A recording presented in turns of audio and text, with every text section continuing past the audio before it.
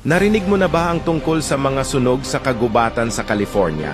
Maraming marangyang bahay na binili sa buong buhay ng pag-iipon, naging abo sa loob lamang ng ilang oras. Maliwanag ang katotohanan, ang pera, mga bahay at mga sasakyan na hinahabol natin sa ating buong buhay ay lumilipas. Tulad ng singaw, agad na nawawala. Nakalulungkot, marami ang gumugugol ng kanilang buhay sa paghahangad ng kayamanan, ngunit hindi kailanman naglaan ng panahon upang mapalapit sa Diyos. Isipin ito, mga kapatid, maaari ka bang iligtas ng pera mula sa kaparusahan ng impyerno? Maaari bang matiyak ng kayamanan ang espesyal na pagtrato sa iyo sa impyerno? Hindi!